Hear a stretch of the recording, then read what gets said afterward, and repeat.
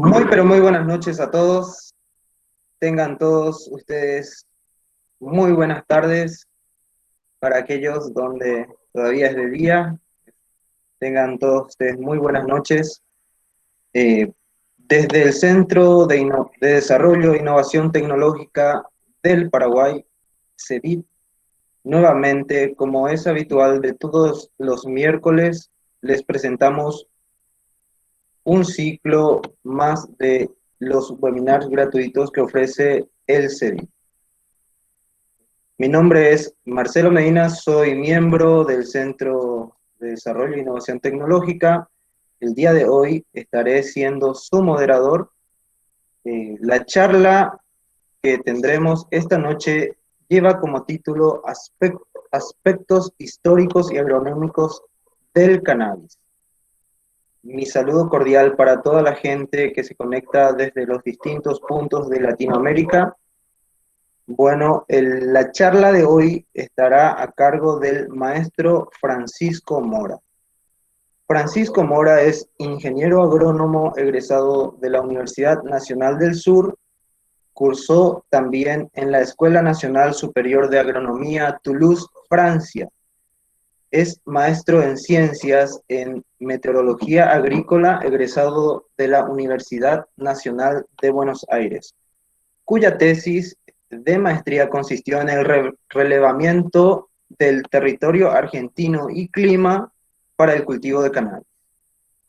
Francisco es docente de la Cátedra de Agrometeorología de la Universidad Nacional del Sur de Bahía Blanca. También es docente en la Facultad de Medicina para docente de posgrado de cannabis terapéutico en el Hospital Italiano de Buenos Aires. También es docente en la Facultad de Medicina, en la carrera, en la materia, mejor dicho, cannabis medicinal de la Universidad Nacional del Sur. Francisco también es docente de posgrado tópicos de actualización en cannabis medicinal de la Universidad Nacional del Sur. El maestro Francisco también ha presentado charlas, ponencias en todo el territorio argentino. Es miembro del miembro de la Red Nacional de Cannabis Medicinal del CONICET y también ha impartido charlas para el INTA, que es el equivalente al CONACYT y el IPTA de Paraguay. Es consultor independiente de manejo de cannabis medicinal y también ha presentado publicaciones en el Congreso Latinoamericano de Agrometeorología. No está de más pedirles o darles las recomendaciones de que por favor mantengan sus micrófonos apagados al momento de que para no interferir en la charla. Todas las dudas o todas sus consultas, sus preguntas las pueden hacer al momento en que Francisco va a estar dando la charla. Pueden dejarlo en la caja de chat que se les estará haciendo al final de esta charla. También está de más recordarles que esta charla está siendo grabada y estará siendo disponible en las redes sociales, tanto en YouTube, Facebook y también para Instagram, aquellos que quieran seguirnos. Sin más preámbulos, entonces yo les dejo a cargo del maestro Francisco Mora para que empiece con esta importante charla. Tengan todos muy buenas noches. Bueno, muchas gracias, Marcelo, querido, por la presentación. Agradezco no solo a vos, sino al CEDIT, al Centro de Desarrollo e Innovación Tecnológica, por esta invitación. Para mí es muy importante y muy interesante poder compartir algunas cositas de esta planta, pasando los límites de mi país, así que nada, agradecido por eso. esta charla se va a centrar sobre todo en aspectos agronómicos y de cómo se cultiva hoy por hoy en la industria del cannabis medicinal. Pero antes de meternos con esa cuestión netamente agronómica, tenemos que hablar algunas cositas de la historia del cannabis, tanto su evolución al lado del hombre, como también las distintas discusiones sobre la taxonomía de esta planta, que se siguen teniendo hasta el día de hoy, y que a veces no se sabe bien a qué le llamamos sativa o índica. Y para empezar vamos a ver de dónde es originaria el cannabis. El cannabis es originario del centro de Asia, de una región denominada Hindu Kush, que alberga los actuales países de Pakistán, Afganistán, el norte de la India, Nepal, el sur de la China, Bangladesh, Myanmar. Esto es una región semiárida con unas precipitaciones anuales que van desde los 300 a 600 milímetros anuales. Yo no tengo noción de las precipitaciones ahí por donde están ustedes, Marcelito, pero estoy seguro que sobrepasan los 1000 milímetros anuales. Esto es una región bastante árida, y en esta región el hombre la cultiva desde hace aproximadamente 8500 años. Desde ese entonces es que el hombre la cultiva con diferentes fines. Uno de ellos es la producción de fibra para hacer cuerdas, tejidos, vestimentas. El cáñamo, el famoso cáñamo, es la fibra del cannabis. Tiene un uso milenario. Otro de sus usos fue la producción de granos para la alimentación humana, animal, para la producción de aceites, para también hacer diferentes pinturas y barnices. Y también fue cultivada desde hace miles de años por su cualidad psicoactiva, que sirvió a diferentes ritos espirituales, ceremonias religiosas. La evolución que ha tenido la planta al lado del hombre ha sido la causa de las diferentes arquitecturas o formas que tiene esta planta y que podemos encontrar en diferentes ambientes del mundo. En Europa, por ejemplo, donde el principal producto de interés del cannabis desde hace cientos de años que se cultiva en las tierras europeas, ha sido la fibra. Entonces, en esos pagos lo que se ha buscado por la selección artificial del hombre es plantas altas, poco ramificadas, que tengan un tallo lo más alto posible para obtener la fibra de mejor calidad, que es la corteza del tallo central. En cambio, en su ambiente de origen, donde además de producirse fibra y alimento, lo que se buscaban eran inflorescencias, donde están las resinas psicoactivas, se terminó teniendo plantas quizás más robustas, más ramificadas, más petizas, también ambientadas a los climas de esos sitios. Pero bueno, mostrarles que las diferentes líneas evolutivas que tuvo al lado del hombre fue la principal causante de las diferentes arquitecturas de planta que tenemos hoy por hoy. La primera aparición en un libro que habla sobre las cualidades medicinales del cannabis fue hace casi 6000 años, en un libro escrito por el emperador rojo Shenun, en donde ya se decía que era buena para dolores, para la malaria, para dolores menstruales, para la gota, el reumatismo. En el 1500 a.C. aparece esta planta en los libros Vedas, que vendrían a ser como la Biblia del hinduismo, en donde el cannabis era una de las 5 plantas que la diosa Shiva le regalaba a la humanidad, y desde ahí se piensa que es uno de los orígenes del consumo recreativo del cannabis, porque para los hindúes consumir cannabis es venerar a sus dioses, básicamente. En ese mismo entonces, en el 1500 a.C., el imperio persa conquistaba el norte de la India y descubrió esta planta que le pareció súper interesante y se la llevaría a Medio Oriente. En el 600 a.C., el pueblo asirio de la actual Siria, le pondría el nombre Kunubu. Más tarde el pueblo árabe le cambiaría el vocablo a Kinab. Y luego de casi 2000 años de evolución al lado del hombre, fue llevada a Europa, donde, como decíamos antes, el principal objetivo por el cual se llevó a Europa fue para la producción de fibra. Y en el 1753, el biólogo padre de la taxonomía moderna, Carlos Linneo, le puso el nombre de Cannabis sativa. Sativa quiere decir cultivada. Entonces, en ese entonces ya Carlos Linneo le estaba dando la entidad a esta planta de una planta con interés productivo. En su libro Especies Plantarum describiría por primera vez a la cannabis sativa, donde ya se sabía que era proveniente de la India, proveniente de Asia Central.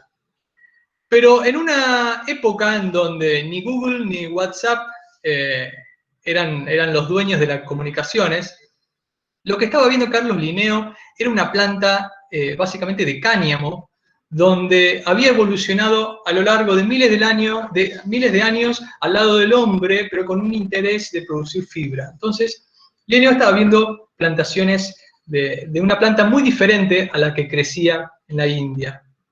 32 años más tarde, el francés Lamarck, otro botánico, recibe muestras de un colega que estaba viajando por Asia, que le manda muestras de cannabis de India. Cuando Lamarck las recibe, ve que no tenían nada que ver con la cannabis sativa que había descrito Carlos Linneo. Entonces Lamarck decide ponerle cannabis indica. Y acá empieza nuevamente una gran trayectoria de un montón de nombres científicos que tuvo esta planta a lo largo de la historia, que resumo en algunos, como por ejemplo, años más tarde, en 1792, el francés Gilbert recibe muestras de Lituania, de una planta que también no era ni parecida a la cannabis sativa, ni parecida a la cannabis indica, y decide ponerle Cannabis foetens. En 1812 aparece en un libro de plantas medicinales la Cannabis macrosperma. En 1849 aparece en un catálogo de semillas del Jardín Botánico de Montpellier descrita la Cannabis chinensis. Y no solo los botánicos de aquella época le pusieron diferentes nombres a esta planta, sino también la industria farmacéutica. La empresa Lilly, que sigue en pie hasta hoy en día, que en ese entonces, estamos hablando de las primeras décadas de 1900, ya vendía extractos de cannabis en Estados Unidos, se dio cuenta de que si la vendía bajo el nombre de cannabis americana, vendía más. Entonces, ¿cuál es el tema con la gran cantidad de nombres científicos y el respaldo que puede tener hoy en día con el conocimiento y la globalización de la información, que sigamos llamando a esta planta de forma cannabis sativa o cannabis indica u otros nombres, siendo que esta planta tiene un tema que es alógama y anemófila. Alógama quiere decir que la reproducción es cruzada, tenemos individuos hembras y individuos macho, y el macho produce polen. Anemófila quiere decir que el vector que transporta el polen del macho hasta la hembra es el viento.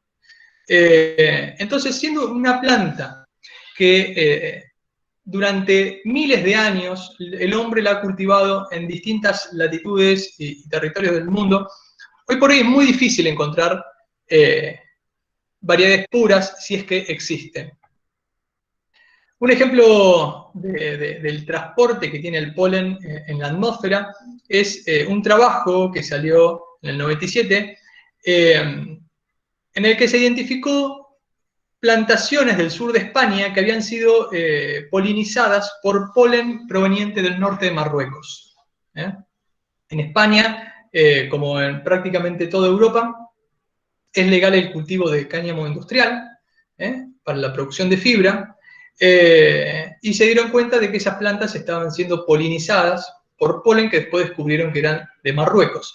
Las montañas del Rif, al norte de Marruecos, es donde se produce prácticamente todo el cannabis ilegal que se consume en Europa.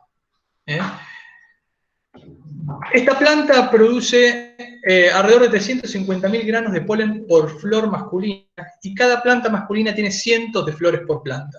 Entonces, combinando todas estas posibilidades y siendo, como decíamos, que el cannabis es cultivado en prácticamente todo el mundo, hoy por hoy es muy difícil pensar en que existan variedades puras. Si bien la taxonomía ha seguido avanzando, y esta es la que les muestro en pantalla, es una de las últimas clasificaciones propuestas, donde tenemos como posible antecesor a una especie llamada Cannabis ruderalis, quizás extinta. Tenemos la última propuesta, digamos, taxonómica, refiere a la Cannabis sativa, variedad sativa, perdón, subespecie sativa, que es el cáñamo europeo, con casi nulo contenido de cannabinoides. Y después la Cannabis índica, es la que divide en psicoactiva por el lado de la Cannabis índica, subespecie índica, y la afgánica, Francisco, que la índica... un rato. Para aquella gente que no está viendo la pantalla, tienen que buscar el nombre de Francisco Mora, presentación. Para aquellos que por alguna razón no están pudiendo ver la presentación. Bueno. Me confirman, por favor, Mariana, doctora Alicia, si están pudiendo ver. O, de todas maneras, de no ser posible, le pedimos otra vez a Francisco que... Ahora sí, ok. Discúlpame, Francisco. Por favor, por favor. Cualquier cosita, aclaramos cualquier cosita que no se haya entendido. Bueno, simplemente mostraba esta como una de las últimas clasificaciones, donde lo que hoy llamamos vulgarmente sativa o índica, en realidad hace referencia a Cannabis indica, cuya subespecie índica es la planta de hojas más finas y delgadas, y la subespecie afgánica es la de hojas anchas. Ahora, adentrándonos en el mundo medicinal, poca importancia tiene este tipo de clasificaciones donde se la clasifica de una forma botánica y casi morfológica, siendo que el interés de esta planta, bajo una perspectiva medicinal, está en los cannabinoides, las moléculas, principios activos de interés medicinal, junto con terpenos, flavonoides y otros, siendo que ese es el interés, plantear o hablar de esta planta con una clasificación netamente botánica no tendría mucho interés de uso. Hay otras clasificaciones, como la de quimiotipo, en donde tenemos, por ejemplo, las plantas quimiotipo 1, que son las plantas con alto contenido de THC. THC es la molécula psicoactiva. El resto de las moléculas del cannabis no producen la psicoactividad que produce el THC. Esto no quiere decir que no sea medicinal. El THC, como todos los cannabinoides, son moléculas medicinales. Tenemos el quimiotipo 3, que son las plantas con un ratio contrario al quimiotipo 1, es decir, que tienen un alto contenido de CBD. Que estas plantas son las que se utilizan en Europa para ser cultivadas para la obtención de cáñamo industrial, no por tener mucho CBD, sino por tener poco THC, porque una de las primeras legislaciones para que se pueda cultivar el cáñamo fue que tengan poco THC, aunque luego, ante el descubrimiento de la faceta medicinal del CBD, se empezaron a seleccionar variedades con altos contenidos de CBD. Por otro lado tenemos el quimiotipo 2, donde son las plantas que se han escapado del cultivo artificial del hombre, así como voy a poner un ejemplo que sucede en la Pampa Argentina, no sabría poner un ejemplo de Paraguay, pero en la Pampa Argentina tenemos malezas como la flor amarilla, que son plantas traídas por los europeos, que no tienen ningún fin productivo aquí, pero que se han aclimatado y se reproducen y se han naturalizado. Bueno, en muchos sitios, sobre todo de Asia y Europa del Este, el cannabis se ha naturalizado, crece espontáneamente, y los cannabinoides tienden a equilibrarse. Luego se han descrito otros quimiotipos, como el quimiotipo 4, que son plantas con alto contenido de cannabigerol, otra molécula de cannabis, y el quimiotipo 5 son plantas con casi nulo cantidad de cannabinoides. Y habiendo descrito este tipo de clasificación, donde el principal uso es el medicinal, quería detenerme 2 segunditos por una noticia que leí hace poquito sobre lo que está sucediendo en Paraguay, que se vetó el proyecto de ley donde se iba a legalizar el autocultivo. Y me parece importante parar y discutir 2 segundos sobre esto por lo siguiente. Iuso, que es el ministro de la Secretaría Nacional Antidrogas de Paraguay, dice que Paraguay no cuenta con la semilla de cannabis medicinal. La única que tiene es del tipo recreativo. Dice, hay que recordar que el Paraguay no tiene semilla del tipo considerado terapéutico o medicinal. La única que tiene es recreativo. No existe tal cosa. No existe una semilla de tipo recreativo o semilla de tipo medicinal. Es una lástima que hoy por hoy, como decíamos, con la globalización del conocimiento, las personas que nos representan tengan la libertad de hablar sin saber y que nos representen hasta en cosas que no saben. No existe el cannabis recreativo o medicinal. Todas las moléculas que tiene el cannabis son medicinales, todos los cannabinoides. Sí, podemos decir que el THC tiene una contraindicación, que es la psicoactividad, pero el THC también es medicinal. También decía el señor que no se va a poder obtener la semilla fácilmente porque eso debe importarse. ¿Y cuál sería el problema de importarse la semilla?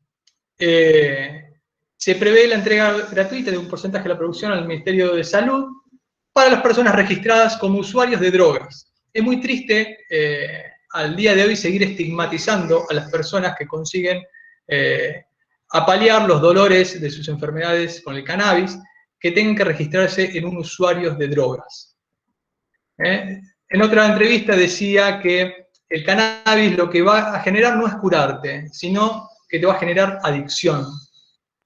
No me gusta detenerme en esto porque yo soy ingeniero agrónomo y por más que haya leído cuestiones del cannabis relacionado a la salud, no es un tema que me compete, pero lo invito a leer sobre el cannabis y si tanto le asusta el grado de dependencia o el grado del factor de seguridad que no tiene el cannabis, o sea, no hay una dosis letal para el cannabis, tendría que preocuparse quizá por prohibir el tabaco o el alcohol, que debe ser más intoxicante, adictivo y sí tiene un factor letal.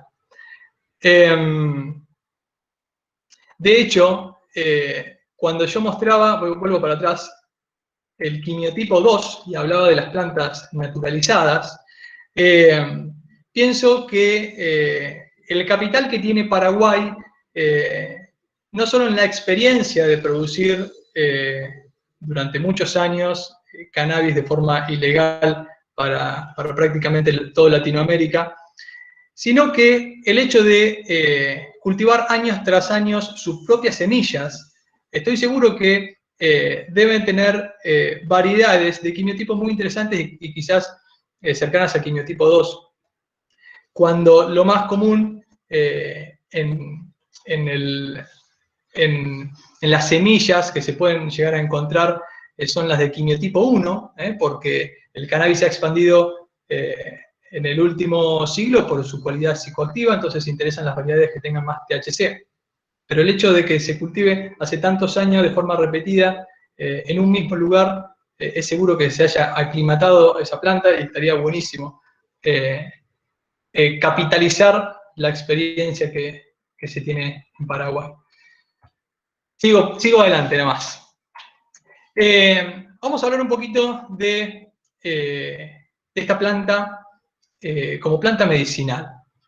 Tenemos que saber que el cannabis es una planta dioica, como decíamos, tiene individuos masculinos e individuos femeninos, aunque en situaciones de estrés puede desencadenar el hermafroditismo. Y también el hombre ha seleccionado variedades monoicas para la obtención de fibra y semilla. La identificación del sexo se da cuando la planta entra en estado reproductivo, tiene una etapa vegetativa en donde la planta crece, aumenta de tamaño, aumenta de volumen, aumenta la cantidad de hojas y ramas, pero no manifiesta el sexo. Y luego entra a una etapa reproductiva donde ahí sí podemos identificar el sexo de la planta. La planta hembra produce las primeras flores aisladas en las axilas de las ramas y hojas inferiores, mientras que el macho produce estos estambres pedunculados, las flores masculinas.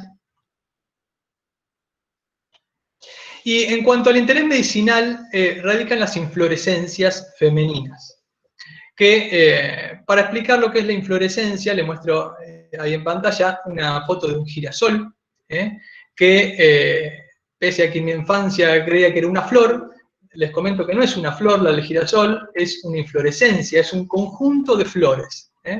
Cada granito que da el girasol es una flor individual, se llaman flores tubulares, y lo que parece que son pétalos del girasol son las flores liguladas, son flores individuales. En el cannabis pasa parecido, lo que importa son las inflorescencias. Acá tenemos a la izquierda una rama, a la derecha un detalle de una inflorescencia, y la inflorescencia es un conjunto de flores donde podemos distinguir las brácteas, que son las estructuras que protegen los órganos internos de la flor, el ovario, y por encima de la bráctea salen los pistilos, con los estigmas, que cuando son receptivos al polen son de color blanquecino. Los estigmas son eso, son las estructuras que reciben el polen masculino. Y la flor femenina está cubierta de tricomas, que son estos pelos glandulares, con esa cabezuela, que es donde se producen todos los principios activos de interés medicinal. Si bien la planta macho tiene tricomas, y el resto de la planta femenina también tiene tricomas, en ninguna otra parte de la planta y en el macho no hay tanta densidad como lo hay en las plantas, en las inflorescencias femeninas. Es allí donde hay una gran densidad de tricomas, y es por eso que a fines medicinales lo que interesa es un cultivo de plantas hembras y se cosecha la flor en verde. Hay distintos tipos de tricomas en el cannabis. Tenemos los tricomas no glandulares, hay tricomas unicelulares, que son como pelitos, y están los tricomas histolíticos, con concreciones de carbonato de calcio, que estos sirven simplemente como espinas para evitar que los insectos se posen sobre la planta, y estos tricomas disminuyen con el desarrollo de la planta. Por otro lado tenemos los tricomas glandulares, que son los que tienen la cabezuela que producen los cannabinoides, y los más comunes son los tricomas con pecíolo, pero también tenemos tricomas sésiles, que es la cabezuela, pero sin este tallito, y tricomas bulbosos, simples y complejos, dependiendo si son unicelulares o multicelulares, y son microscópicos. Estos tipos de tricomas aumentan con el desarrollo, es decir, a medida que la planta va llegando al fin de su floración, es cuando hay cada vez más y más de tricomas. ¿Por qué el cannabis produce cannabinoides? Bien, si bien no le podemos preguntar a la planta por qué, hay distintas teorías, y se sabe que sirven como agentes que reducen la desecación, que tienen propiedades antimicrobiales, que son repelentes de insectos, que también sirven para proteger a la planta de la radiación ultravioleta. Por lo que se concluye por todas estas teorías que la producción de estos metabolitos secundarios, estos cannabinoides, resulta una ventaja adaptativa para la planta. Bien, vamos a ver cómo cultiva la industria farmacéutica esta planta. Lo que vamos a ver es que la industria farmacéutica básicamente lo que hace es estabilizar variedades de cannabis que se obtienen del mercado informal, pero que son de un gran interés medicinal. Es el ejemplo de la variedad Bedrocan, que le da nombre también a la empresa holandesa Bedrocan, que lo que hizo fue estabilizar básicamente la genética Jack Herer de Sensisid. Que si nos fijamos, esta variedad que es medicinal, y esta empresa forma parte de la industria farmacéutica y vende estas plantas con fines medicinales, tiene un porcentaje de THC del 22% y casi nada de CBD. Entonces, nuevamente le decimos al ministro de la Secretaría Nacional Antidrogas que el THC no tiene ningún problema en el ámbito medicinal, todo lo contrario. Vamos a ver cómo arrancamos. Tenemos diferentes tipos de semillas. Semillas regulares, semillas feminizadas, semillas automáticas. Vamos a ver qué quiere decir cada una de estas posibilidades. El cannabis se reproduce de forma sexual y asexual. La reproducción sexual es la que involucra la polinización, donde tenemos un individuo macho que produce polen, poliniza la hembra y la descendencia va a ser del 50% masculino y 50% femenino. La reproducción asexual es simplemente tomar un pedazo de una planta, hacer un esqueje a partir de una ramita, y esa ramita se pone a enraizar y puede generar una planta nueva, con una identidad genética igual a la de la madre, a la de la planta de donde se obtuvo ese esqueje. Entonces, de la reproducción sexual convencional obtenemos semillas regulares. Luego tenemos las semillas feminizadas, que esto proviene de ya la intervención del hombre, es un proceso artificial, donde a partir de un esqueje que se le hace a una planta que sabemos que es hembra, a ese esqueje se lo trata con distintas hormonas y reguladores de crecimiento, como pueden ser el nitrato de plata, el tiosulfato de plata, el cloruro de cobalto. Y esa planta, que es una planta genéticamente hembra, va a generar estructuras reproductivas masculinas. En vez de producir una flor con ovario, va a producir estambres, y esos estambres van a producir polen, y ese polen, con información genética femenina, va a polinizar otra planta femenina, y es así como se obtienen semillas que son 100% femeninas.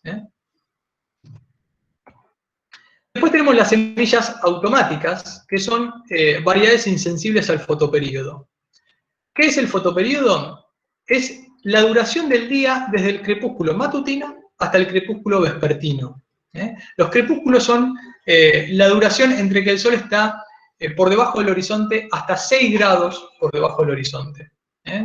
Tarda alrededor de media hora y es el famoso amanecer o el alba del atardecer también. Y es importante contemplarlo en la duración del día porque pese a que es una intensidad lumínica baja, afecta al desarrollo de los animales y los vegetales. Ahora bien, para explicar cómo el cannabis, estas plantas automáticas son insensibles al fotoperíodo, lo que voy a hacer es explicarles cómo funcionan las plantas regulares que son sensibles al fotoperíodo. Imaginémonos que la velocidad de desarrollo del cannabis está en un equilibrio de 14 horas de fotoperíodo, donde si se alargan los días, el desarrollo se hace cada vez más lento y tardamos más en llegar a la floración. Con 18 horas de fotoperíodo, el desarrollo es extremadamente lento. Y si bajamos la cantidad de horas de luz, la cantidad de horas de fotoperíodo, el desarrollo se acelera en el cannabis. En cambio, las plantas que son automáticas son independientes al fotoperíodo. Entonces, no importa la cantidad de horas de luz que tengan estas plantas, su desarrollo va a estar ligado a otros factores como el agua y la temperatura, pero se van a desarrollar a una máxima velocidad. Las plantas regulares, que están atadas a las variaciones del fotoperíodo de la época del año, tenemos la mayor cantidad de horas de luz en el solsticio de verano, y luego va disminuyendo las horas de luz, y eso va acelerando el proceso de desarrollo del cannabis. Entonces, las plantas regulares están ligadas a la exposición lumínica que tienen en la naturaleza, o de forma artificial se puede controlar con la cantidad de horas de luz que se le da a la planta. En cambio, las automáticas se van a desarrollar extremadamente rápidos. En la naturaleza, las regulares, su ciclo dura entre 4 y 6 meses, dependiendo el origen, la genética y la latitud donde se cultive, porque el fotoperíodo está íntimamente ligado a la latitud. En cambio, las automáticas van a terminar su ciclo en un periodo de 2 a 3 meses. Entonces, vamos a suponer que queremos arrancar a cultivar como una de las formas que cultiva la industria farmacéutica.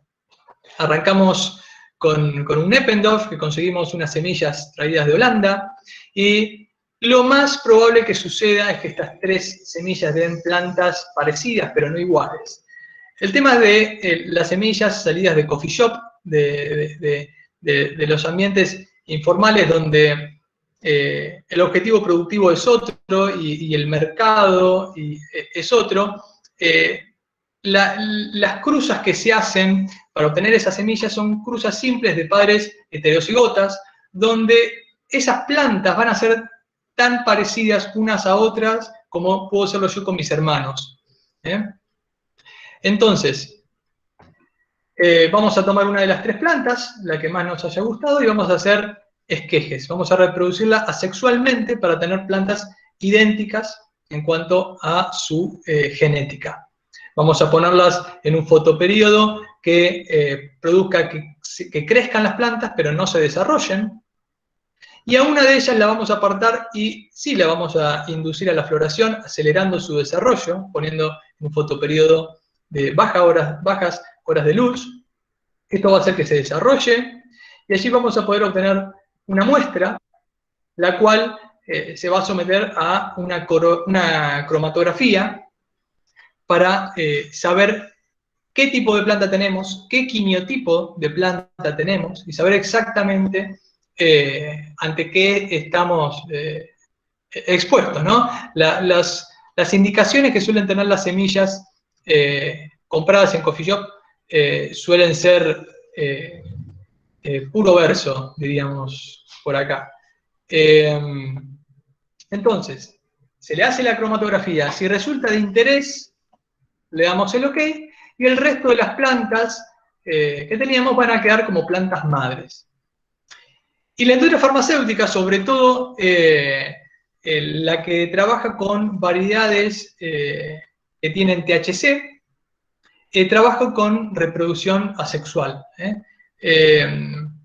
Digo las que tienen THC es porque este tipo de variedades son cultivadas en prácticamente todo el mundo de forma artificial y bajo ambientes 100% controlados. Y la forma de reproducirlas es bajo reproducción asexual para garantizar una identidad genética planta tras planta. Hay diferentes formas de llevar a cabo este cultivo. Tenemos propagación vegetativa en sustrato, en hidroponía, en micropropagación.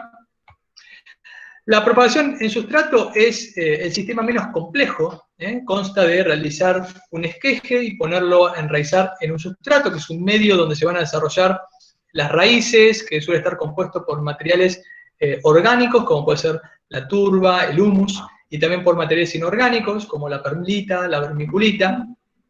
Tiene que ser un sustrato liviano, con una buena retención de agua, pero también con un buen drenaje, que no encharque, y con un pH de alrededor de 6,5. Después, otra de las maneras de cultivarlo es en sistemas hidropónicos, donde ahí ya tenemos una complejidad media. No tenemos un sustrato que aporte nutrientes, sino tenemos un sustrato inerte que va a servir de anclaje simplemente para las raíces, y el control de la nutrición va a ser a través de una solución nutritiva, donde se le va a estar dando a la planta exactamente lo que necesita, y es por esto que el sistema hidropónico suele dar un desarrollo y un crecimiento más vigoroso y más veloz. Por último, también tenemos la micropropagación, que es un sistema ya bastante complejo, un sistema de laboratorio, donde el elemento para reproducir a la planta ya no es una semilla, ni siquiera una rama. A partir de una porción de hojas se pueden generar cientos de plantas, y a partir de una caja de Petri se puede conservar un genotipo durante un montón de tiempo. Entonces tiene un montón de ventajas para la industria farmacéutica, como una propagación rápida y a gran escala, una gran uniformidad del material clonado y una reducción del espacio requerido para la multiplicación. A partir de una caja de Petri, como decíamos, podemos generar un montón de nuevas plantas. Tenemos también un mayor control sobre la sanidad, una introducción rápida de nuevos cultivares y una gran conservación del germoplasma, sobre todo por el poco espacio que se necesita para conservar el germoplasma. La reproducción sexual también se utiliza en cannabis, se utiliza sobre todo en el cáñamo industrial, cuyo destino es la fibra y el grano. Y este tipo de cannabis sí se permite cultivar a cielo abierto prácticamente en todo el territorio de Europa, en Estados Unidos, en Canadá. Este cultivo sí ha pasado por otros controles que garantizan más homogeneidad en el genotipo, porque a partir de retrocruzamientos se han logrado estabilizar variedades y cepas que permiten que una gran plantación tenga homogeneidad. Y a partir de la primera década del 2000, cuando se empezó a ver la utilidad del CBD, es cuando se empezó a seleccionar variedades altas en CBD. Hasta entonces se producía simplemente para fibra, y hace unos 10, 20 años es que se empezaron a generar variedades altas en CBD para crear lo que se conoce como cáñamo medicinal o CBD hemp, que se cultiva también a gran escala, a cielo abierto, y para esto también se cultiva con semillas. El CBD hemp es cáñamo que tiene un porcentaje de THC entre 0,3 a 1%. Y bueno, de esta forma se cultiva el cáñamo medicinal en Europa. Este es un trabajito bastante interesante que muestra la variabilidad genética de semillas salidas de coffee shop, semillas salidas de la informalidad, de un banco de semillas holandés, y la compara con las semillas que provienen de la industria farmacéutica como Bedrocan. En donde en este gráfico de componentes principales, lo que tenemos que ver es que las semillas de las genéticas de Bedrocan se agrupan, que esto quiere decir que no hay gran variabilidad genética, y las que vienen de Coffee Shop ocupan un área mucho más grande, y donde está el área representativa de, por ejemplo, la variedad White Widow, hay individuos de amnesia y viceversa. Esto muestra la gran variabilidad que tienen las semillas de Coffee Shop. Bien, algunos requerimientos del cultivo. El cannabis es una planta que se siente cómoda entre los 25 y 30 grados, ese es el rango de temperatura óptima. Por encima de los 40 grados centígrados deja de crecer por estrés térmico, y por debajo de los 2 grados centígrados lo mismo. Ese es el rango de las temperaturas, digamos, cardinales del cannabis. Es resistente a heladas, sobre todo en estadios juveniles, no tanto en estadios de floración, aunque también eso depende de la genética, porque esta planta se cultiva también hasta casi en el círculo polar ártico, se cultiva a los 65 grados de latitud norte en Finlandia, aprovechando los breves veranos polares. Sobre los requerimientos hídricos podemos decir que tiene mayores requerimientos en el estado vegetativo, o sea, en los primeros meses de crecimiento de la planta, y tiene una mayor eficiencia en el uso del agua cuando hay una situación de mínimo estrés. Se siente más cómoda cuando le falta un poco de agua que cuando le sobra. Sobre el fotoperíodo, como decíamos que está ligado íntimamente a la latitud, el fotoperíodo, nos va a dar diferentes posibilidades de cultivo según la latitud en donde nos situemos. Para que tengan una referencia, la latitud 0, es decir, el Ecuador, tiene un fotoperíodo de 12 horas de luz y 12 horas de oscuridad durante todo el año. Para mostrarles el ejemplo más extremo y opuesto, en el Polo Sur tenemos 6 meses de día y 6 meses de oscuridad. Entonces, en el medio, entre la latitud 0 y la latitud 90, tenemos diferentes ambientes que van a dar diferentes variaciones anuales del fotoperíodo. Entonces, quedan determinados diferentes ambientes entre latitudes menores a los 30 grados de latitud, como se encuentra el territorio de Paraguay. Se está obligado a cultivar sobre todo variedades de ciclo corto, porque se está expuesto continuamente a un fotoperíodo por lo general menor a las 14 horas. Entonces se acelera el desarrollo. Naturalmente, en esas latitudes se dan plantas con un desarrollo más veloz. Entre los 30 y los 42 grados de latitud ya podemos elegir si cultivar variedades de ciclo corto o variedades de ciclo largo, porque ya tenemos fotoperíodos mucho más amplios que van a retrasar el desarrollo del cannabis. Entonces podemos jugar con la genética, cultivar variedades de ciclo corto o variedades de ciclo largo que ocupen un ciclo de 6 meses, 7. Y por debajo de los 42 grados de latitud, ya estamos hablando del centro de la Patagonia Argentina para el sur, vamos a estar obligados a cultivar variedades insensibles al fotoperíodo. ¿Por qué insensibles al fotoperíodo? Porque por debajo de los 42 grados de latitud se está expuesto a un fotoperíodo demasiado largo que haría retrasar demasiado el desarrollo del cannabis, y este retraso expondría al cannabis a las heladas invernales, a las primeras heladas otoñales y del invierno. Entonces es por eso que a mayores latitudes, como ocurre con la finola en Finlandia, la finola es la variedad que les comentaba hace un ratito, son variedades insensibles al fotoperíodo. Ahora bien, estos requerimientos podemos decir que son requerimientos a cielo abierto.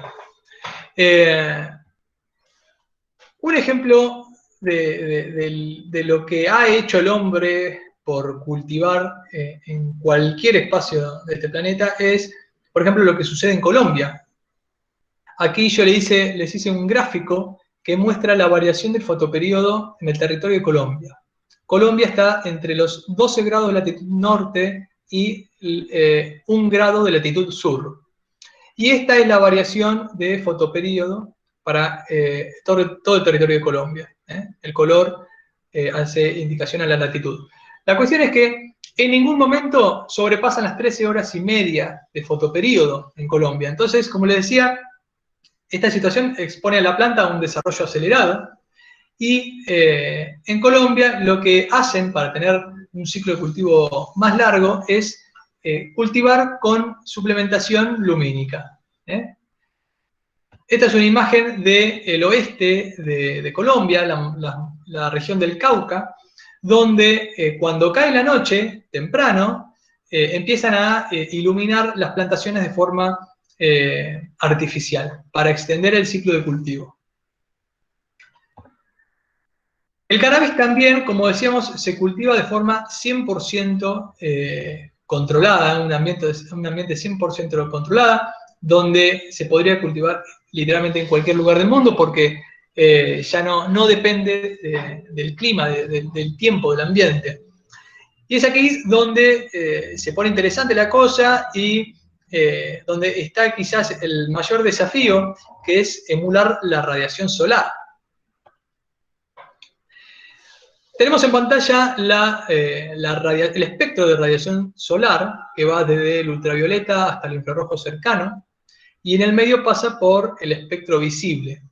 Es la franja de longitudes de onda que nosotros denominamos luz, es lo que nosotros podemos ver a través de nuestros ojos. Vemos esa radiación. A su vez, compartimos eso con las plantas, porque allí se halla también la radiación PAR, que por su sigla en inglés significa radiación fotosintéticamente activa, y que es el espectro que las plantas absorben para realizar la fotosíntesis y crecer y desarrollarse. Este es el gráfico de absorbancia de las plantas en la radiación PAR. Como vemos, las plantas absorben bastante en las longitudes de onda de los azules y de los rojos, y no tanto de la región de los verdes. Es por eso que nosotros vemos a las plantas de ese color. Las plantas no es que son verdes, sino que absorben poco verde, y lo que no se absorbe se refleja. Entonces, por eso que nosotros vemos las plantas verdes. Pero que no absorba todo el verde no quiere decir que no necesite verde en la radiación. Lo digo porque es muy común ver últimamente en ambientes controlados de cultivos de cannabis este tipo de iluminación violeta que surge con el desarrollo de la luminaria LED. Los LED por lo general son diodos monocromáticos, es decir, que emiten luz en un espectro muy angosto. Entonces, como la ciencia había determinado que las longitudes de absorbancia de las plantas estaban con picos en los azules y en los rojos, simplemente empezaron a armar lámparas de cultivo con muchos LED azules y rojos. Y venden esas lámparas con el título de lámparas full spectrum, que si la comparamos con la radiación solar, de full no tienen mucho. Servir sirven, pero las plantas también absorben en el verde. De hecho, la gama de los verdes penetra mejor el follaje y es la que le da una mejor iluminación a las partes más densas de la planta y las partes más bajas. Algunas cositas que hay que tener en cuenta sobre la luz es que podemos hacer dos grandes determinaciones sobre la luz. Una es la calidad o el espectro, que hablamos de la luz, de los colores de la luz, y otra es la intensidad. El espectro, los colores, va a afectar sobre todo a la morfología de la planta. Luces, por ejemplo, el espectro de los azules hace que las plantas sean más compactas, y el espectro del rojo lejano hace, por ejemplo, que las plantas sean más elongadas. Pero si miramos la producción de esta planta, la producción de cannabinoides, está más relacionada a la intensidad, no tanto al espectro, sino a la intensidad. Para tener una referencia, el cannabis tiene un óptimo de fotosíntesis en la etapa vegetativa que va de los 300 a los 400 micromoles por metro cuadrado por segundo. Esta es una unidad de flujo de fotones por superficie y por tiempo. Y en la etapa reproductiva de 600 a 800 micromoles. Para llevar esto un poco a término más sencillo, a lo que equivale, el sodio de 600, la lámpara de sodio de 600 watts, que es una de las lámparas más comunes y utilizadas tanto por cannabicultores artesanales como por la propia industria del cannabis medicinal, el sodio de 600 watts emite alrededor de 430 micromoles por metro cuadrado por segundo. Lo que quiero decir con esto es que la planta de cannabis tiene un óptimo muy por encima de lo que comúnmente se utiliza para cultivar esta planta. Por lo que nunca es demasiada luz para esta planta. Bien, viene la cosecha, que esta es una gran pregunta. ¿Cuándo se cosecha la planta de cannabis? Vemos a la izquierda una inflorescencia que está muchísimo más inmadura que esta del centro. Y lo vemos en los pistilos, en los estigmas, que cuando son receptivos del polen son blancos, y a medida que va avanzando la madurez del cannabis, estos estigmas se van tornando de color más rojizo y van ceneciendo, van muriendo los estigmas.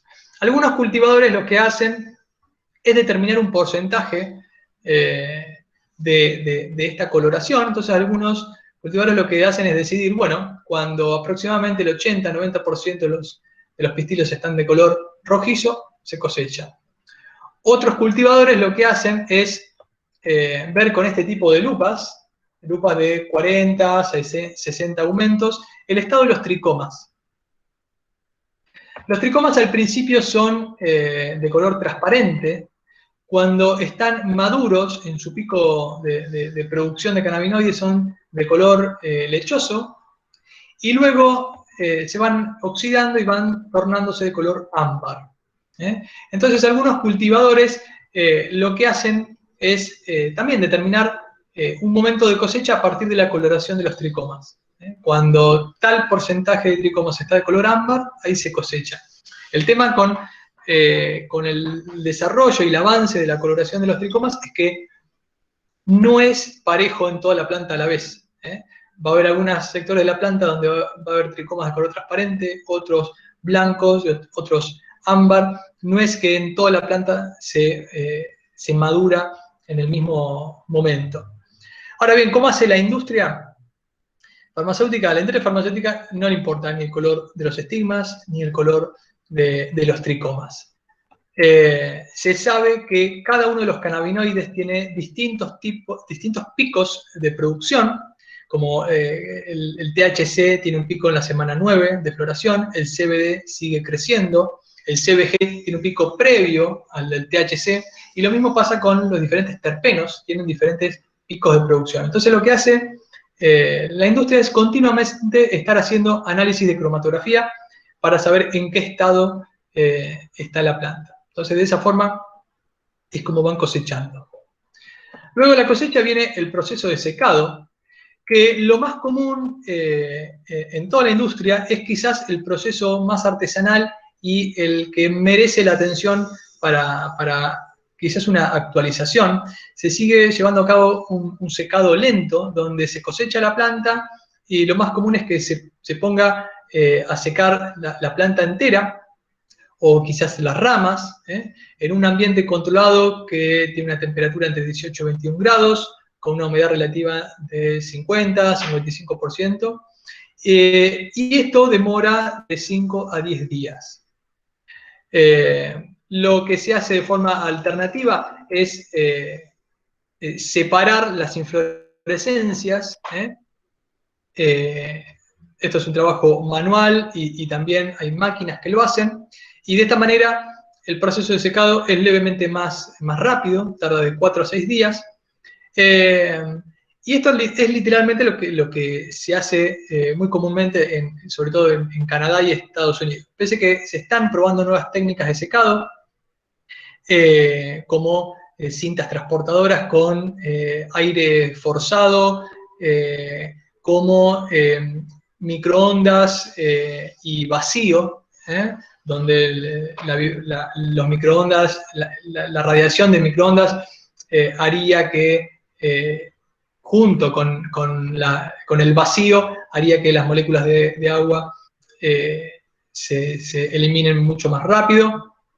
Y hay otras técnicas también por inducción de ondas electromagnéticas de onda larga, pero es todo experimental. Lo más común son estos tipos de secado.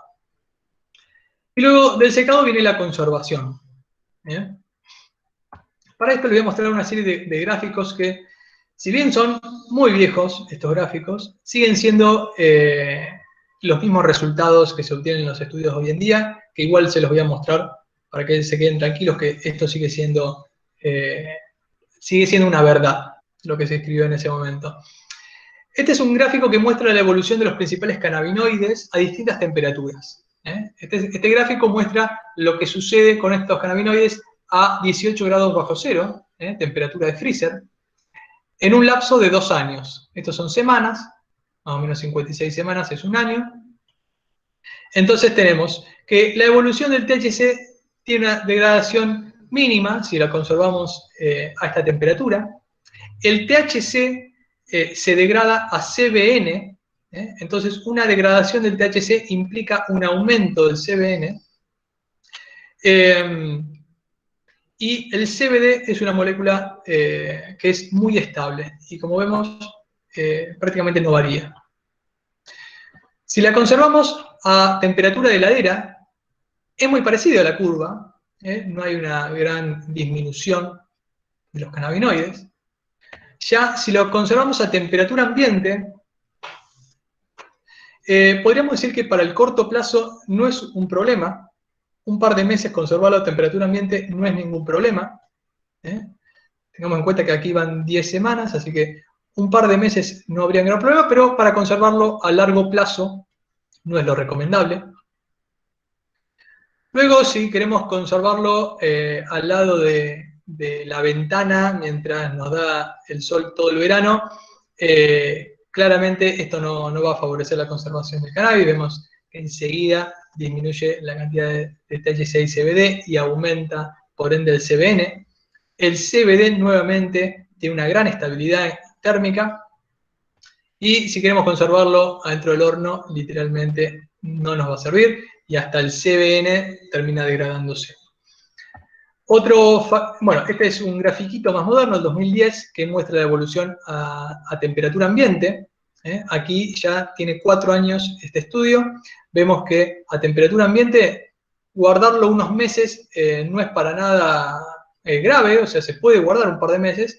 Luego comienza a disminuir el THC, aumenta el CBN, que son los triangulitos, y el CBD, como decíamos, es bastante estable. Otro parámetro que hace a la buena conservación es la luz, tiene que estar conservado a la oscuridad, porque la luz produce fotooxidación. Y bien, y para contrastar esto con estudios más modernos, vemos esto en un trabajo de 2017, donde dice que para el corto plazo, temperatura ambiente no es grave, sin embargo, para una conservación a largo plazo se recomienda el freezer bajo condiciones de oscuridad. Y bien, como no todo es medicina, y yo soy ingeniero agrónomo, le voy a mostrar otras salidas que tiene esta planta, sobre todo en el mercado europeo y de Norteamérica, que son otros fines productivos, como la fibra, el grano y la madera.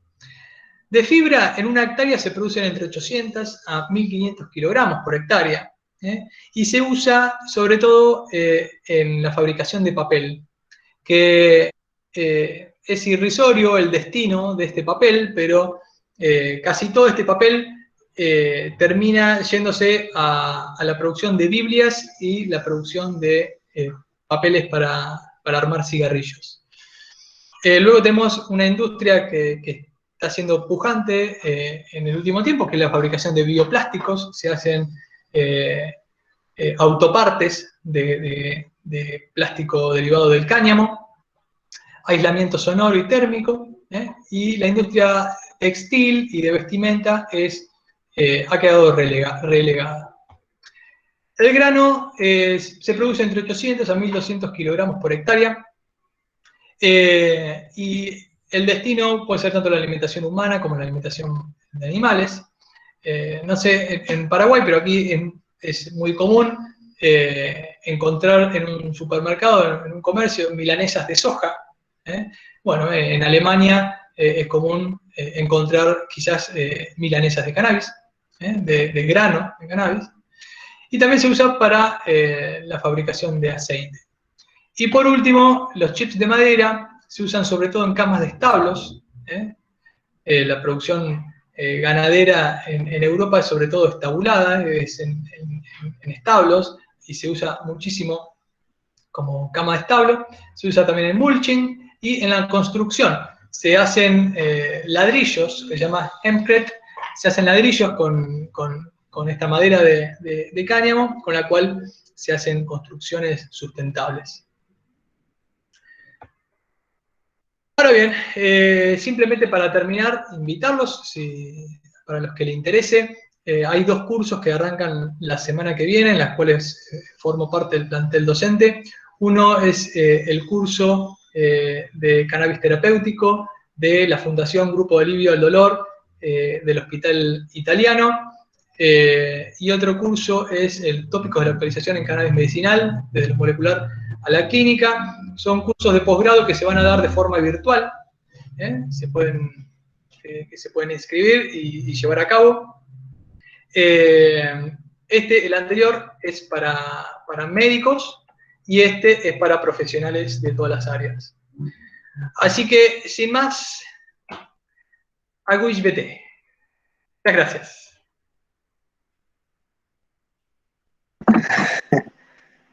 Muchas gracias, Francisco, por tu excelente presentación. Ahora abrimos un momento para que vayan haciendo sus preguntas, de las vamos a estar transmitiendo, Francisco. Bueno, Antes que nada, agradecerte por regalarnos esta ponencia en nombre del CEDI. He dejado en la caja de comentarios unos links donde pueden acceder al Instagram del CEDIT. Esta, como así también otras charlas, estarán en el canal oficial del CEDIT en YouTube, donde seguramente aquellos o aquellas personas que no estuvieron o no pudieron estar presentes el día de hoy podrán estar volviendo a mirar esta charla. Y como también otras charlas de temas muy variados. También la página oficial de Facebook del CEDI. Bueno, tenemos un par de preguntas, Francisco. bueno. Tenemos acá, Martín Mora dice saludos desde Bahía Blanca. Guillermo Andrés Enciso, saludos desde Paraguay. Mariana Fin, buenas noches. Saludos desde María Auxiliadora. Después, Alejandro Sekpek pregunta, ¿hay alguna luz artificial mejor que LED con respecto al espectro? Te pregunta. Sí. Hay empresas europeas que se dedican a la fabricación de lámparas para cultivo, que son lámparas especializadas y que no se encuentran en Mercado Libre. No sé, digo Mercado Libre es la plataforma de venta más común en Argentina, es como eBay en Estados Unidos, no sé si seguramente está allí. Son lámparas que no se consiguen de esa forma. Están hechas por y para la industria del cultivo en situaciones controladas. Son lámparas LED, pero son lámparas con un ajuste en los espectros que son increíbles, porque no solamente tienen LED rojos y azules, sino tienen en el espectro que realmente necesita el cannabis. De hecho, hay empresas que desarrollan un tipo de lámparas que sirven para investigación, son también de LED, y que te permiten simular la iluminación de cualquier lugar del planeta en cualquier momento. Es increíble. Pero bueno, ese tipo de lámparas, primero que deben costar miles de dólares y no están al alcance, no están disponibles para ser comprados, al menos aquí todavía, donde en gran parte de Latinoamérica todavía sigue siendo ilegal, pero yo creo que ya va a llegar. En cuanto bueno, la pregunta era con respecto al espectro. Mejor que LED no, porque en realidad lo que se ha hecho es eso, es aprovechar el hecho de que los LED son monocromáticos para poner diferentes tipos de LED de diferentes espectros y hacer eficiente la fotosíntesis. Pero bueno, hoy por hoy, lo que yo le recomiendo a todo el mundo que me pregunta por luz es fijarse más en la intensidad, en la cantidad de luz, de lúmenes que emite, más que en el espectro. Porque comprar intensidad es más barato que comprar calidad a nivel industrial, digamos. Muy bien. Siguiente pregunta de Diego Barrios. Dice, muy buena tu ponencia, ingeniero. Pregunta, para ser productor y o comercializador de cáñamo medicinal o industrial, ¿necesariamente uno debe poseer licencias de organizaciones nacionales e internacionales, sean públicas o privadas? Ejemplo, la IJA y otros. En Paraguay no está muy difundida la información. Sí, definitivamente. El cultivo de cannabis primero está ligado a la situación normativa de cada país y de cada estado. No estoy muy al tanto de la situación de Paraguay, más de lo que comentaba hoy.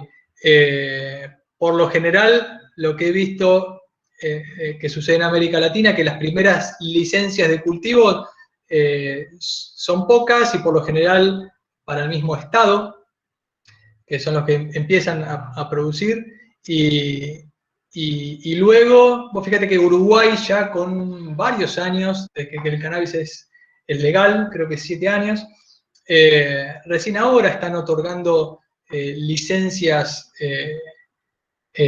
en grandes cantidades, pero durante muchos años, por ejemplo en Uruguay, eran 2 empresas simplemente las que producían todo el cannabis medicinal que se consumía en Uruguay. Así que eso está ligado literalmente a cada situación normativa temporal de cada país, digamos.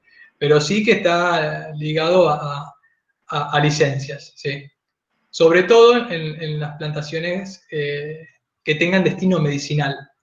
Si pensamos lo que sucede en Europa, donde desde hace muchas décadas se cultiva cannabis industrial que no tiene THC, ese cannabis no hace falta una licencia y se cultiva como se cultiva cualquier otra planta.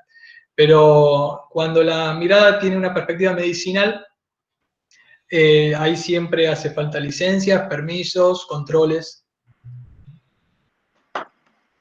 Ok, muy bien. Guillermo Andrés Enciso dice, excelente presentación. Pancho, te comento que en el Instagram, Cannavital México, estaba atento, dice, capacitándonos con CEDIT Paraguay, Qué en bueno, México. qué lindo. Bueno, Saludos a todo el pueblo mexicano también. Maximiliano González Alvado dice, ingeniero Mora, ¿qué opinas de la combinación del cultivo orgánico y mineral? Me parece excelente, sobre todo si estamos pensando, como decía hoy, en una planta con fines medicinales. Yo recomiendo ese tipo de trato, un trato orgánico y mineral. Sobre todo porque el cannabis tiene un gran poder de absorber metales pesados y diferentes contaminantes que se van acumulando en las hojas jóvenes y en las inflorescencias. Así que cuidado con lo que le ponemos al suelo porque va a terminar en las inflorescencias del cannabis. Así que me parece bien el cultivo orgánico y mineral. Ok, dice Mario Mora, un placer verte, Marcelo. Muchas gracias, Mario. Saludos a todos, a toda la familia. Guadalupe Estrada dice, gracias, buena charla.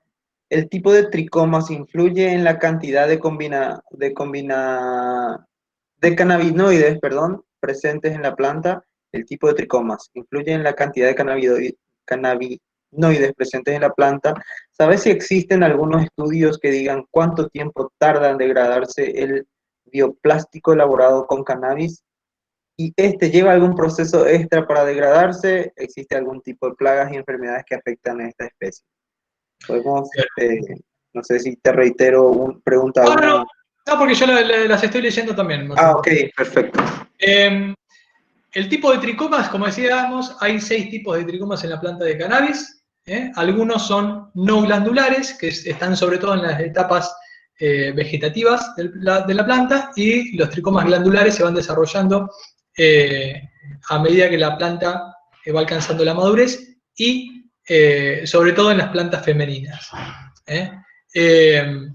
Sobre el tipo de cannabinoides, la pregunta es sobre la cantidad de cannabinoides. En realidad, los cannabinoides bulbosos o los que son peciolados van a estar produciendo el mismo tipo de cannabinoides. Lo que más influye ahí es la genética. Hay genéticas que van a ser de quimiotipo 1, donde va a producir más cannabinoides, más THC, por ejemplo, otras genéticas va a producir otro tipo de cannabinoides. Lo mismo con los terpenos, que también se producen en los tricomas. Hay algunas plantas que van a generar unos tipos de terpeno, como el betacariofileno o el pineno, y van a dar diferentes aromas a la planta. Los cannabinoides no tienen aroma, lo que tiene aroma son los terpenos. Entonces, eso está ligado más a la genética que al tipo de tricomas. Sobre la biodegradación del bioplástico de cannabis, no sé cuánto tarda en degradarse, y si lleva algún proceso extra, tampoco lo sé. Sí, sé que es un bioplástico y es biodegradable, pero no estoy al tanto de mucho más. ¿Algún tipo de plagas y enfermedades de esta especie? Sí, un montón. Eso es una charla entera más. Por nombrar algunas que pueden afectar a la última etapa, sobre todo son algunas pudriciones o hongos como la botrytis o el mildiu, que puede también afectar si está mal conservado, si tiene una humedad demasiado alta. La arañuela también es un problema muy grave en cannabis, sobre todo porque es difícil de erradicar, y una vez que la tenemos en las inflorescencias, no queremos tocar para nada las inflorescencias ni echarles algún producto. Así que sí, hay un montón de plagas y enfermedades.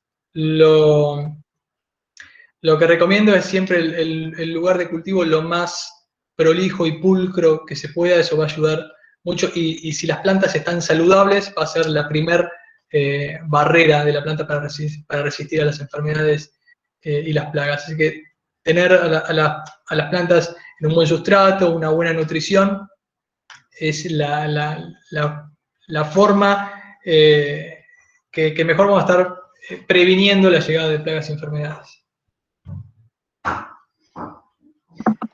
Muy bien, Francisco. Mariana Vital del Agua. Entonces, ¿recomendás regar las plantas con agua ligeramente ácida? Lo digo por el pH de 6 que mencionaste al inicio. ¿Qué pasa si las riego con agua ligeramente más alcalina?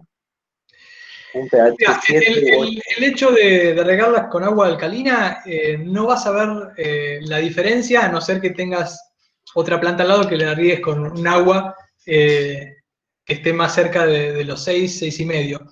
El tema del pH alto va a ser que haya distintos nutrientes que la planta no sea capaz de captar, porque a un pH más alto esos minerales, esos elementos o microelementos no van a estar disponibles.